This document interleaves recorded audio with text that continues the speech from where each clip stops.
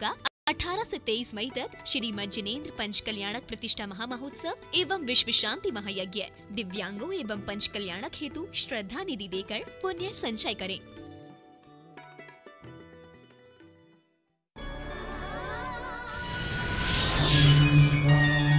इस कार्यक्रम के पुण्यार्चक हैं निर्मला देवी सुगम चंद जी शाह, सूरत, गुजरात।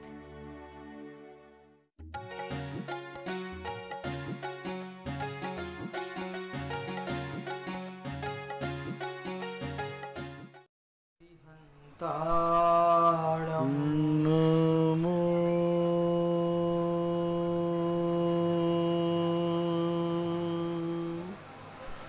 सिद्धार्णं नमो सिद्धार्णं नमो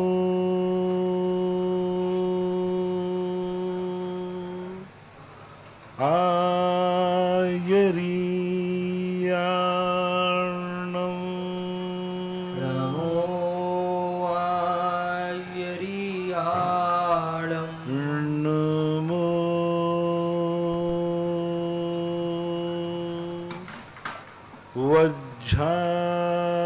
वज्रायार्णं नमो वज्रायार्णं नमो लोये सव्यसाहूर्णं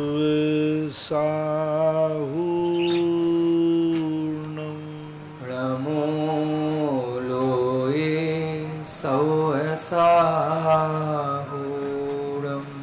पंच परमेष्टि भगवान की जय हो। आचार्य श्री गुरुवर कुंद कुंद महाराज की जय हो। आचार्य श्री गुरुवर विद्यासागर महाराज की जय हो। परम पूज्य मुनिवर श्री 108 सुधा सागर जी महाराज की जय। प्रतापनगर से, जयपुर से पंकज जैन, इनकी जिज्ञासा है। नमोस्तु महाराज श्री। महाराज जी, पद्म पुराण में आया है कि रावण सम्यक दर्शन से संपन्न था, फिर भी वह महामुनिराज श्री बाली जी के ऊपर उपसर्ग करने की कोशिश की, तो क्या सम्यक दृष्टि ऐसा कर सकता है? कृपया समझाएं। सम्यक दृष्टि जीव ने मुनिराज का विरोध नहीं किया, पर्टिकुलर उस बाली से उसका बैर था, क्योंकि राज्यावस्था में कई बार बाली से रावण का युद्ध हुआ। तो उसने ये सोचा कि शायद ये हमारे लिए उस समय त्रोहित नहीं कर पाए, तो अब मेरे लिए कर रहे हैं, इसलिए उसने मुनिराज का विरोध नहीं किया, पर्टिकुलर व्यक्ति का विरोध किया। व्यक्तिगत उसका द्वेष था, मुनि पद से द्वेष नहीं था। इसलिए अविरत सम्यक दृष्टि में व्यक्तिगत द्वेष होने में कोई बड़ी बात नहीं आ सकती। उन्होंने ना तो मुनि पद का कोई सर्व मुनि का विरोध किया हो, मुनि विरोधी रहा हो रावण, ऐसी बात नहीं। वो पर्टिकुलर वह व्यक्ति था जो पूर्व अवस्था में उनका बैरी था। तो उसको संदेह हुआ जब उनका विमान, रावण का पुष्पक विमान ऊपर से निकल रहा था, नीचे बाली मुनिराज तपस्या कर रहे थे, तो उनके ऊपर से जो विमान निकलता है, जो तपस्याधारी मुनिराज होते हैं, उनके ऊपर से कोई भी शक्ति निकलती है तो कीलित हो जाती है या क्रैश हो जाती है या कुछ ना कुछ गड़बड़ हो जाए, लेकिन ऊपर से विमान नहीं निकल सकता। तो रावण का विमान जैसे रुक गया तो उसने जाना कि मेरा विमान किसने रोका। तो नीचे बाली मुनिराज बैठे हुए थे, तो उसके मन में एक विकल्प आया कि जब ये राजा थे तब भी हमारे लिए परेशान किया, युद्ध किया, अब वे महाराजा बनने के बाद भी हमारे विमान को रोक रहे हैं, तो उसको कसाया जाए। वो मुनिराज को तो छू नहीं सकता था, इतनी हिम्मत रावण में नहीं थी। तो मुनिराज जिस पर्वत पर बैठे थे उस पर्वत को ही उठा करके फेंकने का भाव किया। तो जैसे ही उस पर्वत को फेंकने के लिए रावण ने उठाया, तैसे ही मुनिराज के मन में विकल्प आया कि रावण अभी ये पहाड़ को फेंक देगा, समुद्र में कितने जीव जंतु मारे जाएंगे, कितने जीवों का संहार हो जाएगा। तो मुनिराज ने अपने एक पैर के अंगूठे से उस पहाड़ को दबा दिया। जैसे ही, क्योंकि महाराज तो रिद्धिधारी थे, जैसे ही दबाया तो रावण उसके अंदर बहुत जोर से चीख पड़ा। कैलाश पर्वत पर देवताओं आदि के निवास रहते हैं। रावण की चीख सुनकर के सारे देवता वहां आ गए और रावण को रोता हुआ देख करके उसने कहा, अरे दशानन, तू तो अपने बल का बड़ा भारी अहंकार करता था। तू तो कहता था कि मेरे समान बलशाली कोई नहीं है। एक मुनिराज के अंगूठे से दब गया।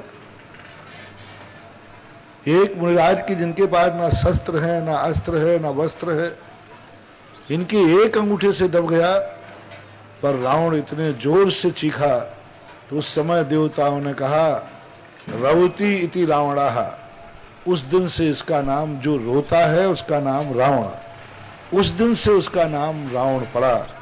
ये जैन दर्शन के अंदर उज्ज्वल रविशरण महाराज ने श्री पद्म पुराण में इस घटना का उल्लेख किया। वैष्णव दर्शन के अनुसार जब वो कैलाश पर्वत के ऊपर एक दिन किसी कारण से, अहंकार के कारण कैलाश पर्वत को उठाकर फेंकने लगा, तो वहाँ महादेव तपस्यारत थे, उन्होंने पैर से उसको दबा दिया। तब भी वह चीखा तो देवताओं ने उसका नाम रावण रखा। तो दोनों मतों में रावण नाम उसके रोने के कारण से रखा। जब रावण की पत्नी मंदोदरी मुनिराज के सामने पति भिक्षा मांगने आई, कहे, मुनिराज आप करुणा निधान है, मेरे पति से गलती हो गई। मेरा पति अहंकार में इतना अंधा था कि वो मुनिराज का बल नहीं जानता था, इसलिए उसने उद्दंडता की। मैं तुमसे, हे मुनिराज, मैं आपसे अपने सुहाग की भीख मांगती हूं कि मेरे सुहाग को इस प्रकार से प्राण दंड न दें। तब महाराज ने उस करुणा पर, दया पर, साधु तो दयालु होता है, और रावण को उस समय उसको माफ कर दिया और रावण चला गया। इसका एक चित्र बना है उत्तर प्रदेश में, देवगढ़ है, ललितपुर के पास में। उसमें एक मंदिर के गेट के ऊपर रावण की यही पोजीशन है कि वो पहाड़ को उठा रहा है, उसके पैर दोनों नीचे फैल चुके हैं और ऊपर मुनिराज की मुद्रा है, एक अंगूठे से दबा रहे हैं। तो शिल्पकारों ने भी उस घटना को उल्लेखित किया। ये इतिहास जानना चाहिए। इसलिए रावण की एक वो पर्टिकुलर व्यक्तिगत भूल थी, ना कि वह श्रमण संस्कृति का विरोधी नहीं था। तालेड़ा से संदीप जैन की जिज्ञासा है, नमोस्तु महाराज श्री। महाराज, यदि घर में कोई व्रती या प्रतिमाधारी हो तो वह घर के बड़े सदस्यों को, माता पिता का चरण बंदन अभिधान कर सकता है या नहीं कर सकता? वैसे प्रतिमाधारी है तो करना नहीं चाहिए, करवाना भी नहीं चाहिए, लेकिन व्यवहारिकता के नाते हम आगम से निषेध नहीं कर सकते, क्योंकि गृहस्थ है तो गृहस्थ होने में बड़े का लिहाजा करना ही पड़ेगा। क्योंकि यदि बेटे ने प्रतिमा ले ली, पिता हैं, तो व्यवहारिकता में यदि वो पिता मान के पैर छू लेता है तो उसके व्रतों में दोष नहीं। मान लीजिए किसी पत्नी ने, स्त्री ने व्रत ले लिया, पुरुष ने नहीं लिया, तो उसके बावजूद भी उसके पूज्यता तो बनी रहती है। यदि अपनी पत्नी पति के पैर छूती है या आदर्श मानती है तो उसके व्रतों में कोई दोष नहीं लगेगा, क्योंकि वह व्यवहारिकता है, वह गृहस्थ अवस्था में बड़ा पद है, तो कोई बाधा नहीं है। हाँ, उसका कोई धार्मिक रूप नहीं बनेगा, धार्मिक दृष्टि से नहीं करेगा। यदि ऐसा नहीं मानेंगे तो व्यवहारिकता का लोप हो जाएगा, परिवार में स्वच्छंदता, उच्छृंखलता फैल सकती है। तो ये पैर छूने में कोई बाधा नहीं है, छू सकते। पेंड्रा रोड छत्तीसगढ़ से बेचन जैन पत्रकार की जिज्ञासा है, महाराज श्री, आचार्य श्री पद्मनंदी कृत पंचमी शतिका के आलोचना खंड की 18वीं गाथा में उपयोग का बोध कराते हुए स्पष्ट किया गया है कि असो उपयोग में पाप कर्म संसार में नीच गति के दुखों को पाते हैं और सुपयोग में पुण्योदय में सांसारिक सुखों का उपभोग कर सुखी होते हैं। केवल शुद्धोपयोग ही उपयोगी है, क्योंकि यह संसार में विमुख कर मुक्ति पथ पर ले जाता है। महाराज जी, इस गाथा में असुपयोग के साथ सोपयोग को भी संसार भ्रमण का देने वाला कहा गया है। महाराज जी, मेरी जिज्ञासा है कि क्या सोपयोग भी लाभकारी नहीं है? कृपया समाधान। शुभ उपयोग में क्या हो, पुण्य का बंध होता है। यदि वह शुभ उपयोग संसार की तरफ मुड़ जाता है तो हानिकारक है, यदि वह शुभ उपयोग परमार्थ की तरफ मुड़ जाता है तो बहुत फायदेमंद है। शुभ उपयोग के दो रूप हैं, हालांकि वहाँ पर शुभ योग की प्रवृत्ति लेना चाहिए, क्योंकि शुभ उपयोग कभी भी संसार का कारण नहीं होता, शुभ योग होता है। योग और उपयोग में अंतर करना चाहिए। वहाँ उन्होंने शुभ उपयोग को ना कहकर शुभ क्रियाओं को कहा है कि संसार की जो शुभ क्रियाएं हैं, ये शुभ क्रियाएं संसार के बंध का कारण होती हैं। शुभ उपयोग के लिए तो क्षयोपशम भाव कहा और मोक्ष का कारण कहा, क्योंकि शुभ उपयोग के साथ धर्म ध्यान बनता है। अब उसको इस प्रकार से ले सकते हैं कि शुभ उपयोग के साथ 3 ध्यान बनते हैं, आर्त ध्यान, रौद्र ध्यान और धर्म ध्यान। तो जब चौथे गुण स्थानवर्ती आर्त और रौद्र ध्यान के साथ सुपयोग में रहता है, क्योंकि सुपयोग जीवन भर रहता है और उसको आर्त रौद्र ध्यान होते हैं, तो जब वो आर्त रौद्र ध्यान करता है उस समय सुपयोग संसार का कारण मानना चाहिए, और जब सुपयोग के समय धर्म ध्यान करता है उस समय परमार्थ और मोक्ष का कारण मानना चाहिए। इंदौर से श्रीमती पद्मावती जैन की जिज्ञासा है। नमोस्तु महाराज श्री। महाराज जी, नंदीश्वर देखने चारों निकाय के देव कब कब जाते हैं, और नंदीश्वर द्वीप में जो प्रतिमा विराजमान है वे अहंत परमेष्टि की हैं या सिद्ध परमेष्टि की? कृपया समाधान। नंदीश्वर द्वीप में जब देव जाते हैं तो साल भर में 3 बार जाते हैं अष्टान का पर्व में। कार्तिक की सप्तमी की रात में वहाँ पहुँच जाते हैं,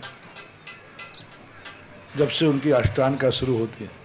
फाल्गुन मास, कार्तिक मास और आषाढ़ की तीनों अष्टानकों में जाते हैं। नंदीश्वर भक्ति के अंदर अरहंत भगवान के ही वर्णन किया है। अरहंत भगवान की ही मूर्तियां हैं जो अष्ट प्रातिहार्य से युक्त हैं, इसलिए अरहंत भगवान की ही मूर्ति का वर्णन मिलता है, वो ही मानना चाहिए। महाराज जी, एक जिज्ञासा है।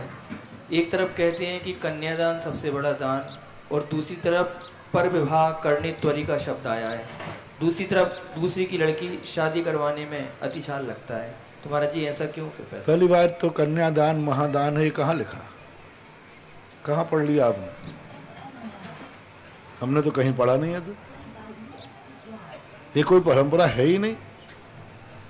दान शब्द लगा देने से तुम दान तो पता नहीं कहाँ कहाँ लगाने लगे।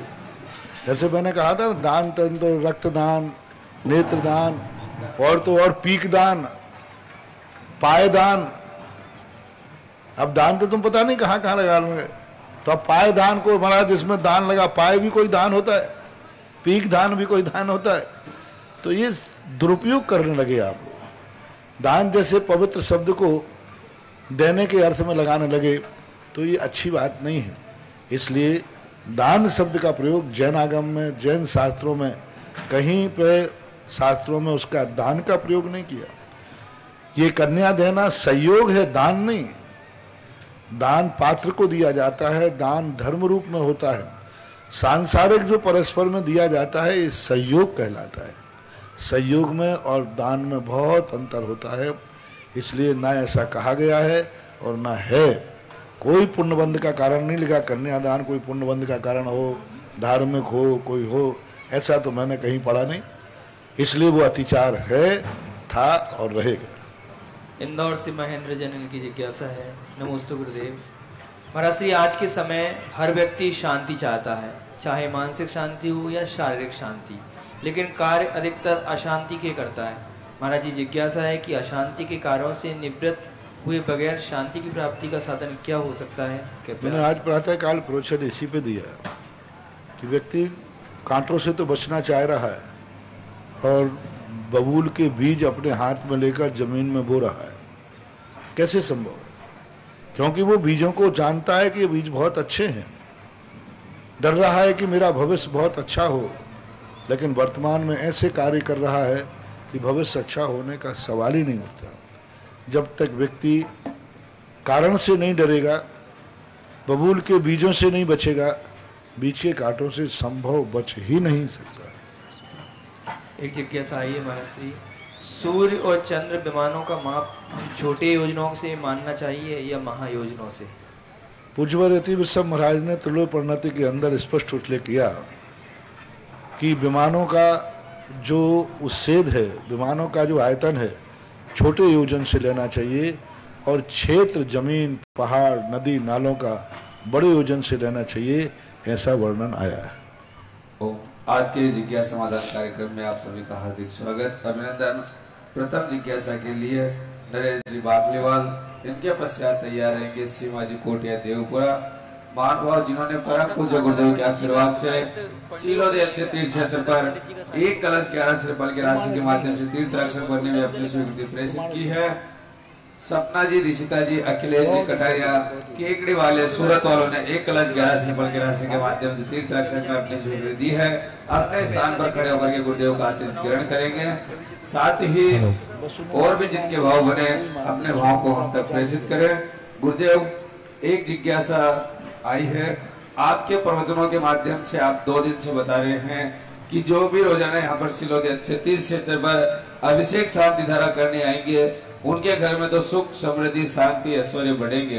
परंतु गुरुदेव, यदि वो जो यहाँ पर आएंगे, उनको जो लाएंगे, ले जाएंगे, उनके पुण्य में कितनी वृद्धि होगी? देखिए, किसी भी कार्य के लिए परस्परोपग्रो जीवाना, कोई भी क्रिया आप करेंगे तो आपको भी लाभ होगा और उससे दूसरे को भी लाभ होता है। धार्मिक क्रियाओं को, धार्मिक मंदिर जो बनाए जाते हैं, इनमें भी परस्पर, जितनी मंदिर में तीर्थ क्षेत्र में भक्ति बढ़ती है, तीर्थ क्षेत्र की शक्ति बढ़ती है और तीर्थ की शक्ति बढ़ती है, तो वह स्वयं जैसे एक किसान खेत को खाद दे करके उसकी शक्ति बढ़ाता है, तो वह खेत उसकी बीज की फसल को बढ़ा देता है। स्वयं धर्म का रूप जो है, खाद किसान के समान है।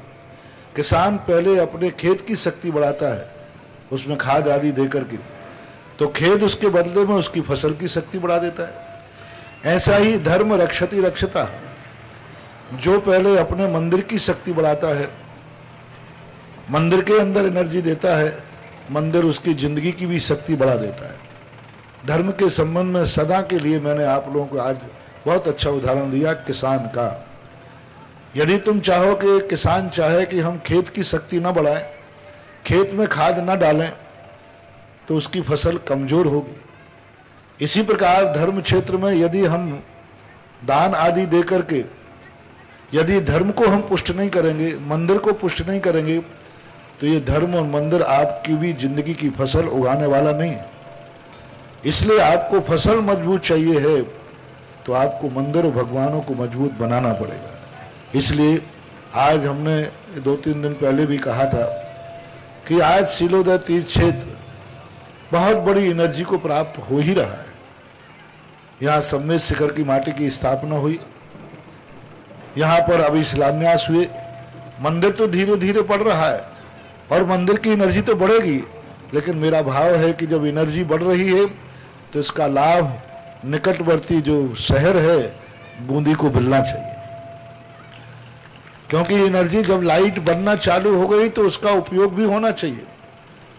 जब इस मंदिर की एनर्जी बढ़ना शुरू हो गई, अभी जहां 0 एनर्जी थी, कल शाम तक एनर्जी की स्थिति 5000 तक पहुंची है सम्मेद शिखर की माटी की। जिस दिन मैंने देखा था उस दिन 0 थी, 5000 तक अभी 4-5 दिन। किस तारीख को हुआ था सलाना? 13 तारीख को। 13 तारीख को, आज 19 तारीख 18, 5 दिन हुआ है। बढ़ रही है, तेजी से बढ़ेगी, लेकिन अब इसकी एनर्जी का अपन को उपयोग भी करना है। इसलिए मैंने उस दिन कहा था शिलान्यास के दिन कि आप लोग हफ्ते में 1 दिन 7 मंडल महिलाओं के 7 पुरुषों के बना लो।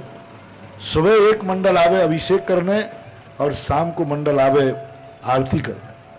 और भक्तांबर की आरती जो होना है, जिस दिन आज से ये शुरू होने वाली है, आज से ये शुरू होगी। जो स्पीड अभी जो बढ़ रही है माटी से, जैसे ये दीप जलेंगे, इस क्षेत्र की जो एनर्जी का जो बढ़ने की क्षमता है वो दिन दूनी रात चौगनी बढ़ेगी।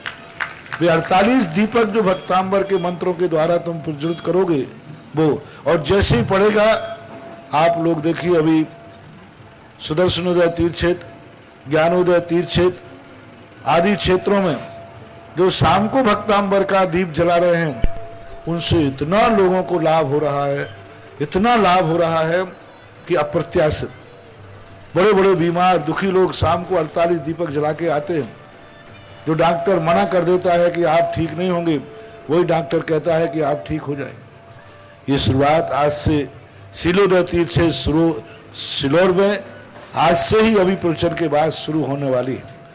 प्रातः काल की शुरुआत के 7 मंडल हमने बनाने को कहे थे, मंडल बन रहे हैं। वो जिस दिन कहेंगे उनकी शुरुआत वो सुबह आकर के यहाँ आरती कर शांति धारा करें।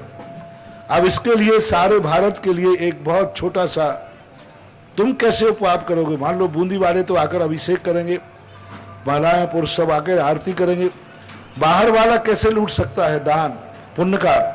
तो जब सवाई माधोपुर के अंदर हमने ये बात कही कि इन व्यक्तियों के लिए बाहर ले जाने वाला व्यक्ति कैसे निरंतर दान प्राप्त लाभ प्राप्त करेगा, इसका 6वां भाग उससे मिलेगा।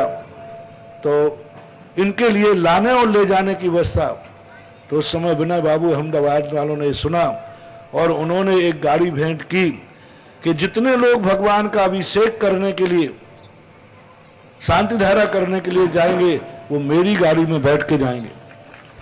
हम गाड़ियों में बारातें ले जाते हैं हमारे, लेकिन कितना धन्य है वो गाड़ी जिसके द्वारा जी जाएगी, जिसमें मात्र यहाँ अभिषेक करने वाले आएंगे और मात्र रात शाम को आरती करने वाले आएंगे। दूसरे काम में वो गाड़ी काम नहीं आएगी। यानी वो धर्म से कितनी भर जाएगी। तो सबसे पहले इसको स्थायी चलाने के लिए कोई व्यक्ति बूंदी से यहां तक आने के लिए एक वाहन भेंट करे जो मात्र के लिए धर्म कार्य में काम आए, और वो वाहन यहाँ आए। अब कोई लोग वाहन भेंट कर दे, कुछ लोग ऐसे नियम, क्योंकि मंदिर की गाड़ी में बैठना मैं उचित नहीं समझता, मंदिर के पेट्रोल से आना मैं उचित नहीं समझता, निर्माल समझता हूं। यदि मंदिर उसमें डीजल डालेगा, मंदिर का ड्राइवर होगा और तुम बैठ करके आओगे तो वह पुण्य नहीं होगा। तो मेरा कहना है कि 12 व्यक्ति तैयार हो जाओ, एक तो व्यक्ति गाड़ी दे दे, कोई बड़ी गाड़ी नहीं। गाड़ी कितने की आती होगी? 5 कलश 4-5 कलश। एक छोटी सी गाड़ी टाटा मैजिक, टाटा मैजिक, बस एक छोटी सी गाड़ी 5 कलश की कौन सी बड़ी बात है? कोई एक गाड़ी दे दे और 12 लोग ऐसे तैयार हो जाएं 12 महीने के, कि 1 महीने तक जो भी शांति धारा करने शीलोदय तीर्थ क्षेत्र आएगा, शाम के 48 दीपक जलाने जो आएगा, उसके लिए 1 महीने तक जो भी गाड़ी का खर्च आएगा मैं दूंगा। ऐसे 12 नाम आ जाएं तो एक गाड़ी के 1 महीने का कितना खर्च आएगा बाबू बोलो? 1 महीने का गाड़ी का खर्च आएगा गुरुदेव 15,000 रुपए, जो भी, और तो 15,000 रुपये का गाड़ी का आएगा। वो सुबह भी लाएगी और सुबह का अलग, शाम का अलग, दोनों का। ऐसे आप नाम तैयार, 1-1 महीने के आप नाम ले लीजिए। और 1 महीने का यदि कितना बड़ा है, 500 रुपया दिन ही तो हुआ। तो 1 महीने तक आपकी गाड़ी में आपके खर्चे से वो व्यक्ति उस गाड़ी में बैठ करके आएंगे और वो जाएंगे। तो उसके लिए दूसरी सफलता, यदि आप कुछ और चाहिए है तो वहां से जितने लोग अभिषेक करने आवे, क्योंकि जैनियों की एक सबसे बड़ी चीज है, जैनियों से भूखे कुछ नहीं होता है, बस सबसे बड़ी कमी होती है। तो यदि जैसे सवाई माधोपुर में रणथंभौर के अंदर है, जितने लोग वहां जाते हैं, वहां 1-1 महीने के लोगों ने नियम मान लिया, 1 महीने तक जो भगवान का अभिषेक करने आएगा वो उसकी तरफ से नाश्ता करके जाएगा। उसका बैनर टंगता है, इस महीने अभिषेक करने वालों को इनकी तरफ से नाश्ता है। 1 महीने तक ऐसे 12 नाम वो हो जाए। मान लीजिए यदि 50 नाम भी आते हैं प्रतिदिन, तो मुश्किल से क्या, एक व्यक्ति का 10 रुपया मान लो, 500 रुपया हुआ, कितना हुआ है? एक दिन के 500 रुपये में उस दिन अभिषेक करने वालों को ना जाने तुम बारातों में कितना खिलाते हो पिलाते हो, कितनी दुनिया में खिलाते हो। ये भगवान के अभिषेक करने आने वाला व्यक्ति यदि तुम्हारा एक दाना भी खाएगा तो नियम से भगवान के खाते में जाएगा कि इसने भगवान के 1 लाख व्यक्तियों को, बारातियों को भोजन कराना कहीं पुण्य का कारण नहीं है। लेकिन जो भगवान का अभिषेक करने आया उसको एक दाना और एक ग्रास भी खा लेता है तो वो धर्म की कोटि में आता है। इसलिए 3 उपक्रम मैंने आपको बताए। पहला, कोई एक व्यक्ति गाड़ी का भेंट करे और 12 महीने के 12 व्यक्ति तैयार हो जाएं। कुछ लोग ऐसे तैयार हो जाएं जो बड़े आदमी हैं, वही गाड़ी का खर्च देवे और वही उन्हीं की तरफ से नाश्ता हो। तो शाम का भी आरती उनकी तरफ से 1 महीने, नाश्ता भी उनकी तरफ से, और 1 महीने तक अभिषेक करने वालों के लिए नाश्ता। तो यूं मान लीजिए 51,000 में 1 महीने पूरा दिन है तब हो जाएगा। 15 के बोले ना उन्होंने, 15 45,000 बोलो। यदि पूरा 1 महीने का अभिषेक का, नाश्ते का और आरती का तीनों करता है तो 1 महीना, बोलो 12 नाम चाहिए, ऐसे ज्यादा नहीं ले, 13वां नहीं चाहिए।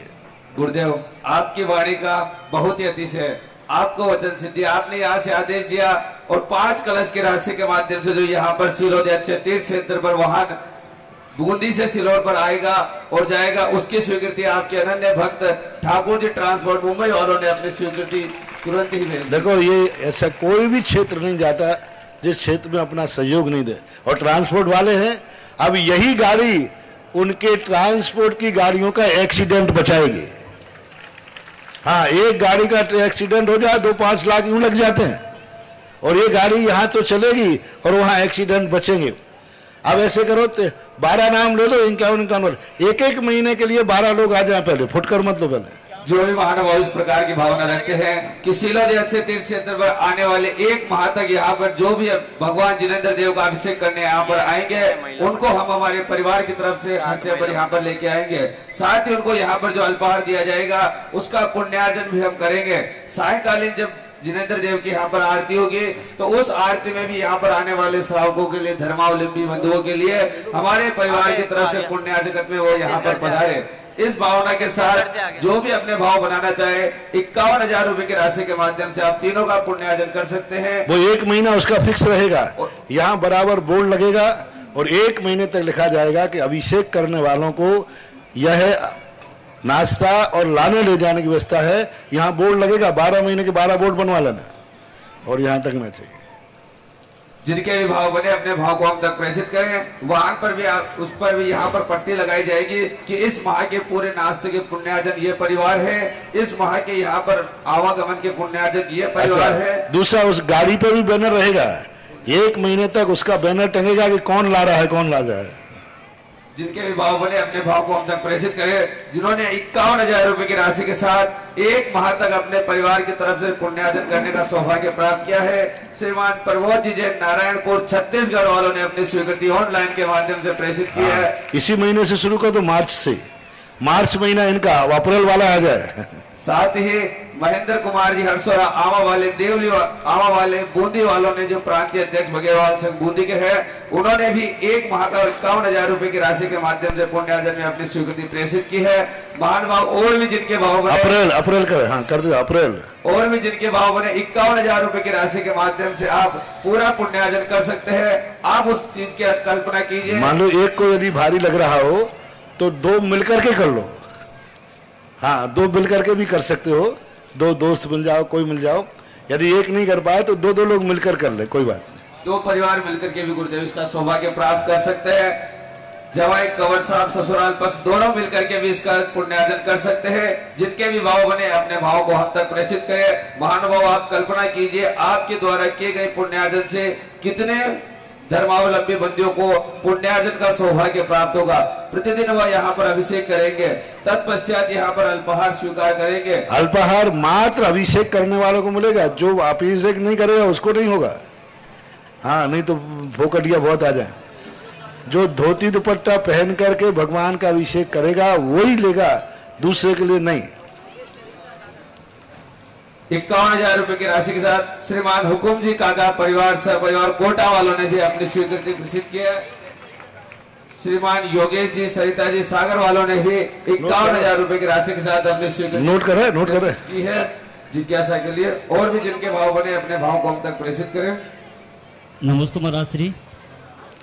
आज जो महिला मंडल का नंबर है, सोमवार को महिला मंडल दूनी का सकल कोई महिला मंडल है, सकल महिला मंडल, सकल महिला मंडल इसका नाम है। आज भक्तांबर शुरू कर रहे हैं।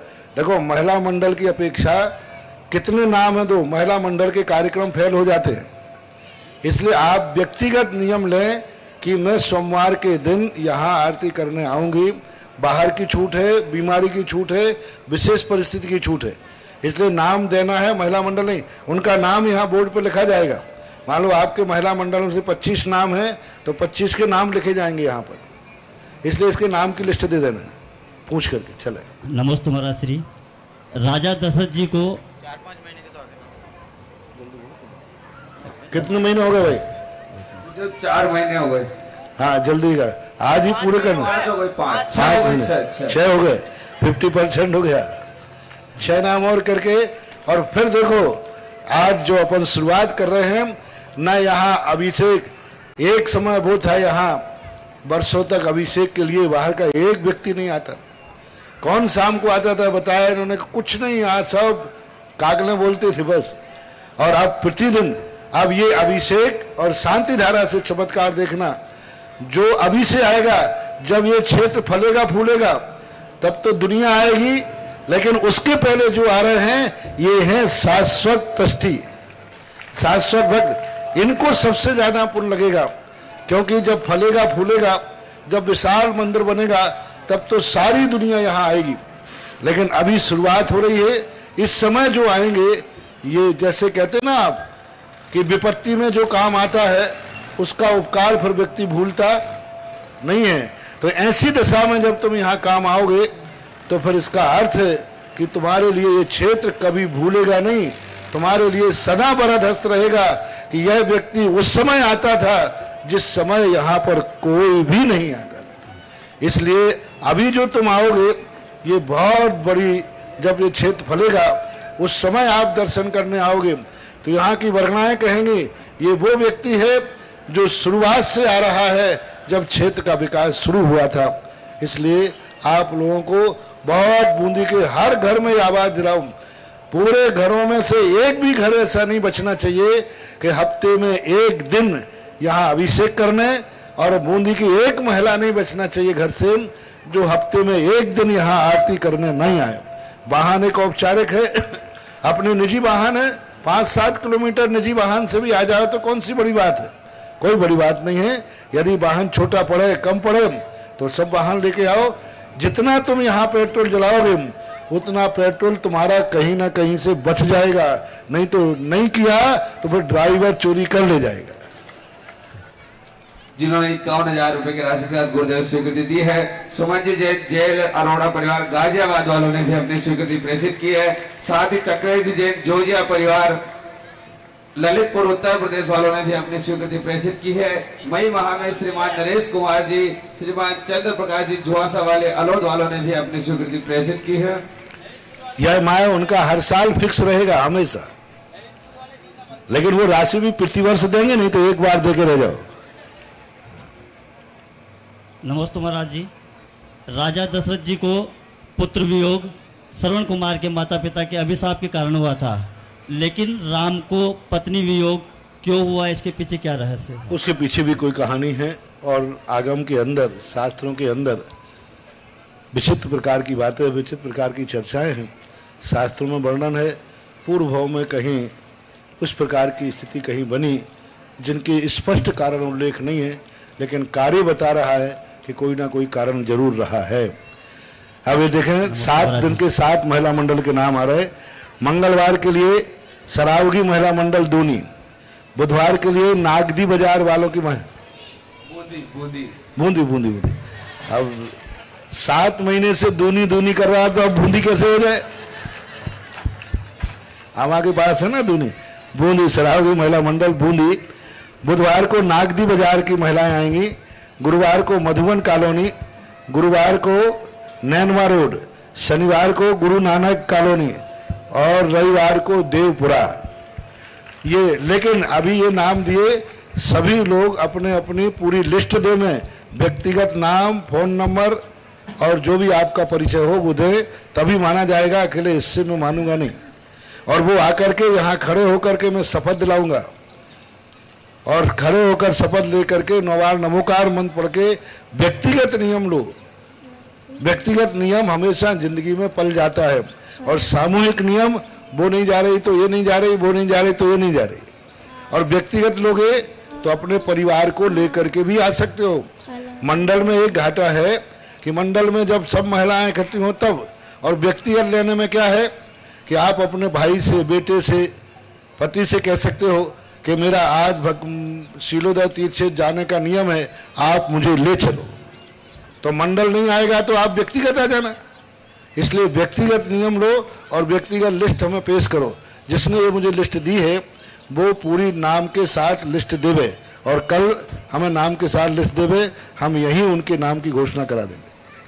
सीमाजी कोटिया, इनके पश्चात तैयार रहेंगे शांतिलाल जी खटोर भानपुरा, जिन्होंने अपनी स्वीकृति दी है 51,000 रुपए की राशि के माध्यम से प्रातःकालीन अभिषेक शांति धारा के पुण्यार्जन में, वाहन में 1 माह के साथ ही संध्याकालीन आरती में जिन्होंने पुण्यार्जन में अपनी स्वीकृति दी है। श्रीमान शांतिलाल जी, जय कुमार जी, मनीष कुमार जी जैन भानपुरा मध्य प्रदेश वालों ने भी अपनी स्वीकृति प्रेषित की है। साथ ही सागरमल जी, सुनील कुमार जी, भानु कुमार जी हरसोरा जुआसा वाले बूंदी वालों ने भी अपनी स्वीकृति प्रेषित की है। 12 नाम होगा, देख लेना। पदम जी, अमोल जी जैन बरमुंडा वालों ने भी स्वीकृति। महाराज श्री के चरणों में त्रैवार नमोस्तु नमोस्तु नमोस्तु। अनादिकाल से जग में स्वामी जल से शुचिता को है माना, कई वर्षों से गा रहे हैं गाना, फिर चौके में जल को सोले का क्यों है माना। सर्वांग को शुद्ध करने वाला जल क्या किसी अशुद्ध के छूने से हो सकता है अशुद्ध।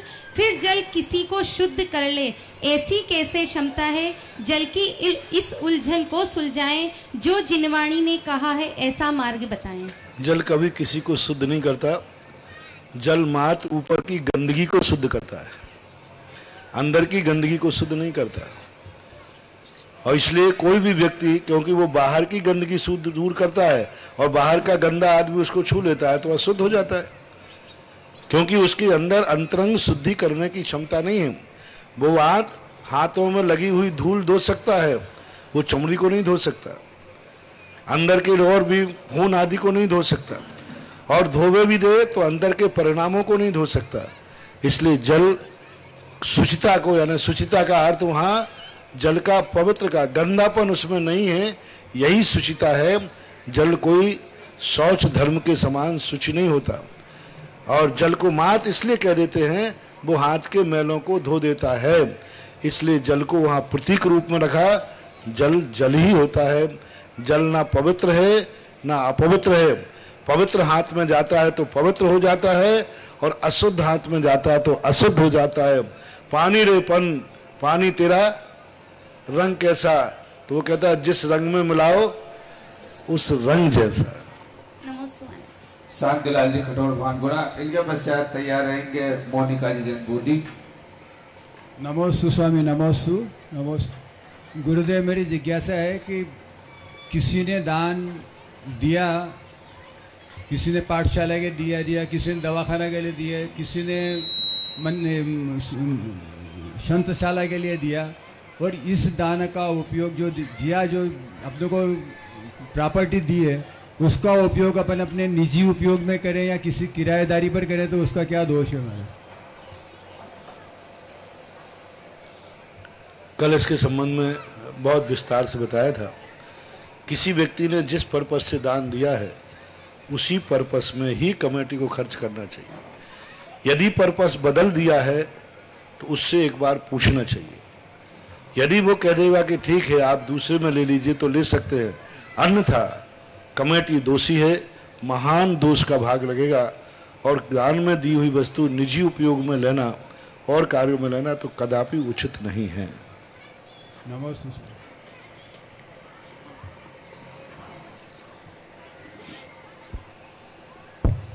मोनिका जी जैन, इनके पश्चात तैयार रहेंगे योगेंद्र जी जैन। महाराज श्री के चरणों में त्रिबार नमोस्तु नमोस्तु नमोस्तु।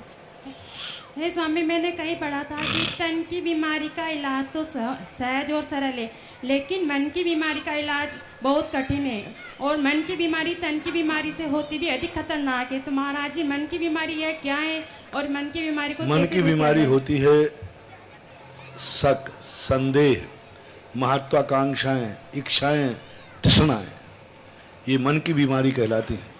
व्यक्ति के मन में मन की तृष्णा हो जाए तो कोई दुनिया की ताकत नहीं है कि तृष्णा रूपी नागिन के जहर को उतार सके। तृष्णा नागिन ज्यों ज्यों डंके लहर जहर की आवे, इसलिए तृष्णा मन की बीमारी है। अंदर के अंदर वासनाएं मन की बीमारी है, और दुनिया भर के मन के संदेह और शक मन की बीमारी है। कहते ना, शक की कोई दवा नहीं होती है। तो इनकी बीमारी के लिए तो स्वयं ही डॉक्टर है। जिस दिन वो तत्व दृष्टि को प्राप्त कर लेगा, अपने उपादान दृष्टि को ला लेगा, जब तक उपादान दृष्टि आएगी तब व्यक्ति के मन की बीमारी खत्म हो जाती। और निमित्त बुद्धि रहती है तो मन की बीमारी, निमित्त का अर्थ है दूसरों को, हमारे ऊपर कुछ भी हुआ दूसरे के ऊपर मर दिया, हमें दुख हुआ उसने हमें दुखी किया। जब तक हम दूसरे को, अपने दोषों को मरते रहेंगे, कभी भी मन की बीमारी दूर नहीं होगी। मन की बीमारी दूर करने वाला है अपनी उपादान दृष्टि, कि कोई भी गलती, कोई भी किसी ने कुछ किया, सब मेरे कर्म का उदय है। उपादान दृष्टि ही मन की बीमारी को दूर कर सकता है। योगेंद्र जी जैन, इनके पश्चात तैयार रहेंगे सुमन जी जैन खटकर। महानुभाव गुरुदेव 9 नाम आ चुके हैं, 9 माह के, और 3 नाम से ऐसे जिनके भी भाव बने 51,000 रुपए की राशि के माध्यम से आप इसका सौभाग्य प्राप्त कर सकते हैं, जो आपको प्रतिवर्ष आजीवन देने हैं, जिसमें प्रातःकालीन जो यहाँ पर भगवान का अभिषेक शांति धारा करने आएंगे उनको लाने ले जाने की व्यवस्था, साथ ही उनके अल्पाहार का पुण्यार्जन, और सायंकालीन जब आरती के लिए जो यहाँ पर पधारेंगे उनका पुण्यार्जन आपको सौभाग्य प्राप्त होगा। आपके पूरे परिवार का नाम यहाँ पर अंकित किया जाएगा कि इस माह के पुण्यार्जक ये परिवार है। जिनके भी भाव बने अपने भाव को हम तक प्रेषित करें। जिज्ञासा के लिए मुनिश्री के चरणों में 3 बार नमस्तु नमस्तु नमस्तु। गुरुदेव, मेरा प्रश्न है, हम जब समाज के विभिन्न पदों पे हम आश्रित रहते हैं, समाज के पदों पे, और उस समाज के पदों पे रहने के बाद हम समाज की जो संपत्ति होती है उस पे समाज के ही व्यक्तियों का पुराना, जैसे कई बार उनका अधिकार रहता है। ये प्रश्न आपके पूर्व में भी आया होगा। लेकिन हम पदों पे रहने के बाद अपने रिलेशन की वजह से उनसे इन प्रॉपर्टी को खाली नहीं करा पाते किसी प्रकार से, तो महाराज साहब इसमें हमें दोष किसको मिलेगा? दोनों को। जो प्रॉपर्टी दावे हुए हैं वो भी, और जो रिश्तेदार के कारण खाली नहीं कर पा रहा वो भी। उनकी दशा ऐसी होगी जो मंदिरों की संपत्तियों पर कब्जे कर लेते हैं या अपने रिश्तेदारों को करा देते हैं। इनकी दशा ऐसी होगी कि कालांतर में इनको रहने के लिए झोपड़ी भी नहीं मिलेगी, फुटपाथ पर गुजारना पड़ेगा। और सलमान की गाड़ी, सबको वो कहानी याद है। फुटपाथ पे कौन सो रहे हैं? फुटपाथ पे जिनको जिंदगी क्यों गुजारना पड़ती? ये वो ही पापी जीव हैं जिन्होंने कभी दान में दी हुई संपत्ति को अपने आप में उपयोग किया होगा, मकान को, मंदिर की संपत्ति, दुकान, मकान आदि उपयोग किया होगा, और कभी कमेटी में रह कर के बुराई के कारण से खाली नहीं करा पाए होंगे। ऐसे लोगों का जन्म फुटपाथों पर होता है और जिंदगी भी फुटपाथ पे गुजारना पड़ती है। यही इनको सबसे बड़ी सजा है। नमस्ते। सुमन जी जैन खटकर, इनके पश्चात तैयार रहेंगे पारस जी जैन बूंदी, जिन्होंने 3 कलश की राशि के माध्यम से यहाँ पर एक कक्ष में अपनी स्वीकृति प्रदान की है।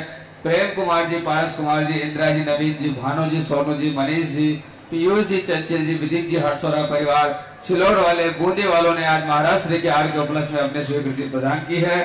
साथ ही जिन्होंने 5100 रुपए की राशि के माध्यम से रीमशिला विराजमान करने में अपनी स्वीकृति दी है, श्रीमान प्रेमचंद जी जैन सह परिवार अजमेरा ऊंचा वाले, श्रीमान गिरधर जी बढ़ जाते हैं झालरा पाटन वाले, हेमचंद जी जैन पाटोदी सह परिवार जोधपुर वाले, नरेश जी पाटनी सह परिवार मिसरौली वाले, सुरेश कुमार जी काशलेवाल सह परिवार देई वाले, सागर चंद जी भंडारी सह परिवार बूंदी वाले, मुकेश कुमार जी भेद सह परिवार देवली वाले, श्रीमती रानी जी जैन मिसरौली, नौरतमल जी जैन खटोर सह परिवार बूंदी वाले, श्रीमान मंगू मलजी जैन टेकवानी सह परिवार बूंदी वाले, श्रीमान शांतिलाल जी प्रकाश जी सह परिवार कोटा वालों ने अपनी स्वीकृति दी है।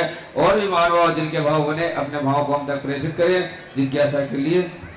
सुमन जी खटकर। महाराज जी के चरणों में त्रिबार नमोस्तु नमोस्तु नमोस्तु। महाराज जी मेरी जिज्ञासा है, जब कोई माला फेरता है मंदिर में या घर पे, कुर्सी में बैठ के या पाटे में बैठ के, कोई पैर फैला के फेरता है या कोई लेट के फेरता है, तो उसमें पाप का बंध है या पुण्य का बंध है? वहाँ उसकी मजबूरी देखना पड़ेगी कि उस किस मजबूरी में बैठा है। अब किसी का पैर ही नहीं मुड़ रहा है, कोई उठ के बैठ ही नहीं सकता है, तो उस समय उसके संबंध में मजबूरी देवे। कोई शौक से बैठता है, जो शौक से भगवान। महाराज जी जो एक से अनेक तक का माला फेरता है, ज्यादा माला फेरता है, मैंने कहा ना जितनी शक्ति है, जो व्यक्ति जिनकी शक्ति नहीं शौक से नीचे बैठ सकते हैं, फिर भी वो भगवान की तरफ पैर करके पूजा करते हैं, गुरु की तरफ पैर करके करते हैं, तो नियम से उनके पैरों को घुटने की बीमारी होगी या पैरालिसिस होगा। लेकिन जो मजबूर हैं, बैठ ही नहीं सकते, कभी भी बड़े आत्माओं के सामने, पूज्य आत्माओं के सामने पैर फैला के नहीं बैठना, पैरों को बंद करके बैठो। कुर्सी का जो आप लोगों ने पैटर्न अपनाया है, ये पूरा नहीं अपनाते। भारत देश की सबसे बड़ी गंदगी है कि वो नकल तो करते, पूरी नकल नहीं करते। कुर्सी के साथ टेबल हो और टेबल के बाद टेबल क्लॉथ हो, जो हो आगे टेबल होना चाहिए और सामने पर्दा रहना चाहिए, फिर आप घोड़े पहला करके बैठ सकते हैं। सामने किसी के सामने तुम्हारे पैर नहीं दिखना चाहिए। यानी कुर्सी और टेबल का एक जोड़ा है, दोनों एक साथ ही होना चाहिए। जब कोई धार्मिक कार्य होते हैं तो कई लोग ऐसे बैठ जाते कुर्सियों पर, आप बैठिए ना, कोई बात ना, आगे टेबल लगा दीजिए, नीचे पर्दा लगा दीजिए। आपके पैर गुरु को नहीं दिखना चाहिए, आपका पंजा गुरु को दिख रहा है, भगवान की दृष्टि पड़ रही है, समझ लो आपकी जिंदगी के पैरों को बहुत बड़ा खतरा है, बहुत बड़ा खतरा है। आपकी दृष्टि गुरु और भगवान के चरणों पर पड़े तो बेड़ा पार है, और गुरु और भगवान की दृष्टि तुम्हारे पैरों पर पड़े तो बेड़ा गर्क है, बहुत बड़ा नुकसान होता है। महाराज जी जैन बूंदी, इनके पश्चात तैयार रहेंगे मोनिका जी बरमुंडा। गुरुदेव को बारंबार नमस्कार।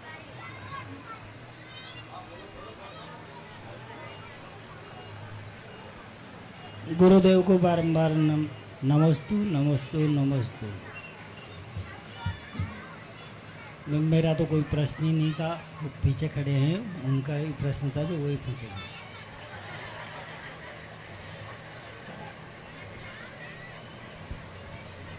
नमस्तु नमस्तु नमस्तु नमस्तु। जब ये जीव निगोद से निकलता है, जब ये जीव निगोद से निकलता है तो 2000 सागर के में ये जीव 48 भाव मनुष्य के पाता है। इसमें 16 भाव तो स्त्री के और 16 भाव इसके पुरुष के, 16 भाव इसके नपुंसक के। इसमें 8 भाव तो इसके अपने आत्म में चल जाते हैं स्त्री के, 8 भाव ही मनुष्य के चल जाते हैं, 8 भाव ही नपुंसक के चल जाते हैं। रहे 8 भाव। ये 8 भाव में 5 एरावत, 5 भरत और 5 विदेश कैसे के जाता है।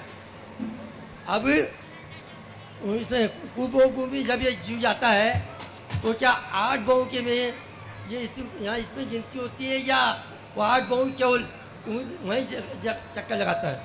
पहली बात जो आपने 48 भावों की बात कही है तो ठीक है, लेकिन जो आपने बंटवारा किया, ये बंटवारा जैनागम में नहीं है कि वो कोई एक भरत में लेना पड़ेगा, एक ऐरावत में, एक विदेह में, ऐसा कोई बंटवारा आगम में नहीं है। नहीं तो हाँ सुनिए, और पर्याप्त होकर के 8 भाव होते हैं ऐसा भी कोई नियम नहीं। टोटल 48 भाव हैं, कोई जीव 16 भाव ही पूरे पर्याप्त तक बने ना, कोई जीव बने तो अपने कोई आपत्ति नहीं। वेद की अपेक्षा बंटवारा है, पर्याप्ति और अपर्याप्ति की अपेक्षा से बंटवारा नहीं। मेरा प्रश्न ये है जो उपभोग भूमि जब ये जीव जाता है उसमें भी तो क्या इसके वो गिने जाते हैं क्या? गिने जाएंगे, गिने जाएंगे। गोभोग भूमि, भोग भूमि, कर्म भूमि, सारे सब। गोभोग भूमि में भी मनुष्य त्रियंश दोनों होते हैं, तो वहां भी गिने जाएंगे। और वहां पर भी उनके, क्योंकि मनुष्य गति नाम कर्म का उदय होना चाहिए। मनुष्य गति नाम कर्म के उदय के साथ में जो भी वहां पर वेद होगा वो काउंटिंग होगी। अब मनुष्य गति में कुभोग भूमि में मनुष्य होते हैं कि नहीं, कुमानुष होते हैं तो काउंट आएगा। और भोग भूमि में होते हैं उनको भी मनुष्य कहते तो आएगा। जो भी मनुष्य गति नाम कर्म का उदय, सीधा सा आप फार्मूला बनाएं, मनुष्य गति और मनुष्य आयु नाम कर्म का उदय जिस जीव का है उस समय जो वेद है वो काउंटिंग में आएगा। पर्याप्त तक अपर्याप्त की अपेक्षा भेद नहीं है, कर्म भूमि भोग भूमि की अपेक्षा बंटवारा नहीं है। ये बंटवारा कहीं आगम में नहीं किया गया।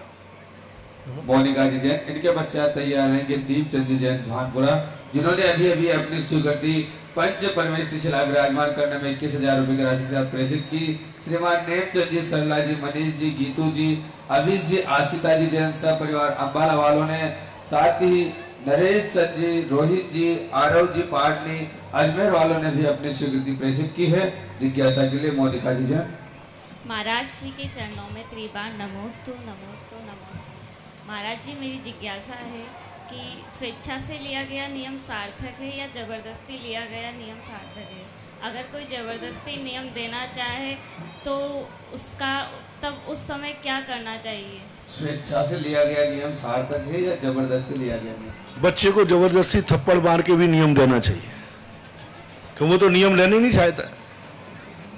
तो जो बच्चे हैं, अज्ञानी हैं, उनका अधिकारी व्यक्ति है तो जबरदस्ती भी नियम देना चाहिए, क्योंकि यदि उसके साथ जबरदस्ती नहीं करें तो वो नियम ही नहीं लेगा।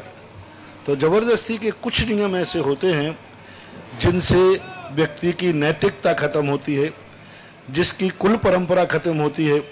जो नैतिक नियम नहीं है ये जबरदस्ती भी देवे तो कोई बाधा नहीं है। अब कोई शराब पी रहा है तो पिता थप्पड़ मार के भी उसे नियम दे सकता है और गुरु उसे जबरदस्ती भी दे सकते हैं। हाँ, जबरदस्ती नियम वो नहीं दिया जाता कि किसी को जबरदस्ती मुनि बना दिया जाए, जबरदस्ती हारिका की पीछे पकड़ा दी जाए। हाँ, ये नियम जबरदस्ती नहीं होते। लेकिन जिनसे तुम्हारा अहित होने वाला है, कोई जुआ खेलता है तो उसको त्याग जबरदस्ती भी कराया जाएगा। गुटखा खाता है, कैंसर हो जाएगा, मरेगा, जबरदस्ती कराया जा सकता है। मंदिर नहीं जाता है तो थप्पड़ मार करके भी मंदिर भेजा जा सकता है। थप्पड़ मार के भेजते हैं तो ऐसे नियम नहीं। नैतिक नियम और जो विशेष नियम, जो विशेष मोक्ष मार्गी नियम होते हैं वे जबरदस्ती नहीं दिए जाते। जो नैतिक नियम होते हैं, कुल परंपरा की रक्षा करने वाले होते हैं, वे नियम यदि जबरदस्ती दिए जाते हैं तो कोई बाधा नहीं, देना ही चाहिए। दीपचंद जी जैन, इनके पश्चात तैयार रहेंगे शीतल जी जैन, बड़ा नया गांव। नमोस्तो गुरुदेव, नमोस्तो नमोस्तो। मैं दीपचंद जैन भानपुरा से। महाराज जी, मेरी जिज्ञासा है कि धर्म से धन प्राप्त होता है या धन से धर्म प्राप्त होता है? दोनों एक दूसरे से पूरक हैं। बीज से फल बनता है कि फल से बीज बनता है? गृहस्थों के लिए धन से धर्म करता है, धर्म से धन प्राप्ति होती है। धन बुरा हो भला कहिए, धन से धर्म होता है? क्यों नहीं होता? धन नहीं होता। यदि धन नहीं आता तो आज ये शीलोदय तीर्थ क्षेत्र कैसे बनता, इसका विकास कैसे होता? धन नहीं देते तो आज अभी एक एक महीने तक लोगों को यहाँ अभिषेक करने के लिए गाड़ी की व्यवस्था दान दी, ये दान धन के कैसे दे देता? आप भी तो दे सकते थे, आपने क्यों नहीं दी? बोलो ना, बोलो, थोड़ा पूछ रहा हूँ। शक्ति के हिसाब आप यहीं बैठे थे ना अभी? तो गाड़ी की घोषणा हुई थी कि कोई गाड़ी देवे थे यहाँ के नहीं थे, फिर बोली क्यों नहीं भैया? महाराज जी, शक्ति के हिसाब से बस आ गया ना काम। यदि धन नहीं था इसलिए नहीं बोल पाए, और मुंबई वाले के पास धन था तो बोल दिया, उसने धर्म कमा लिया। अब उसके बाद ठाकुर के पास धन था, उसने कमा लिया। धन नहीं था और धन होता तो पुण्य कमा लेता, धर्म कमा लेता। कंजूस तो नहीं हो। कोई बात नहीं।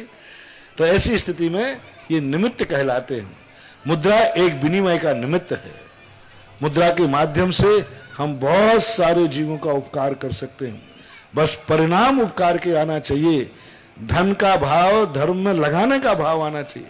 धन तो बहुत सारे लोगों के पास है, ट्रांसपोर्ट भी बहुत सारे लोगों के पास है।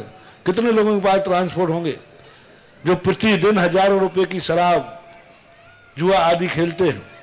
बहुत सारे हैं, लेकिन धर्म की तरफ नहीं मुड़ा। उस व्यक्ति ने धर्म की तरफ मोड़ने का भाव कर लिया कि नहीं, मेरा धन धर्म की तरफ जाना चाहिए। पैसा ही उपलब्ध हो रहा है, पैसा ही धर्म का साधन नहीं है। पैसे को सदुपयोग करने वाले, अभी देखो 9-10 लोगों ने कितने पवित्र भाव, यानी आपके यहाँ सीलोर में बोल रहा हूं और सारा भारत क्या, सारा विश्व धर्म कमा रहा है।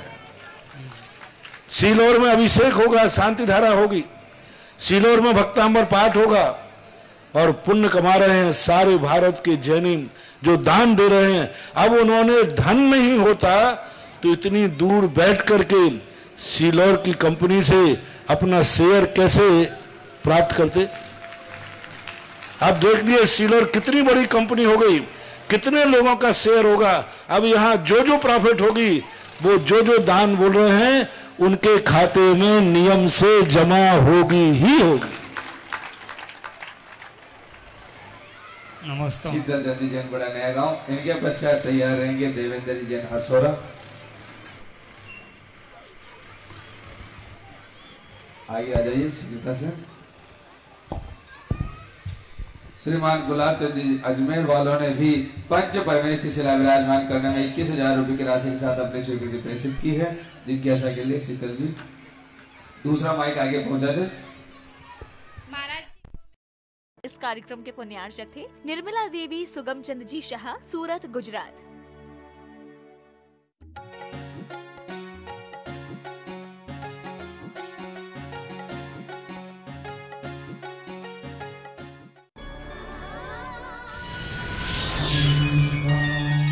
संत शिरोमणि आचार्य श्री विद्यासागर जी महाराज के आशीर्वाद से श्री सिद्ध क्षेत्र सोनागिर की भूमि पर अहिंसा मानव कल्याण ट्रस्ट दिल्ली द्वारा 4 एकड़ भूमि पर बन रहे अहिंसा तीर्थ क्षेत्र का निर्माण किया जा रहा है। आचार्य विद्यासागर चिकित्सालय का उद्घाटन एवं 25 इंच की रत्नमयी पंचबालियाती जिनालय का शिलान्यास शीघ्र होने जा रहा है। संलेखना भवन, अतिथि भवन, म्यूजियम, प्रतिभा स्थली, गौशाला, लघु व हथकरघा का निर्माण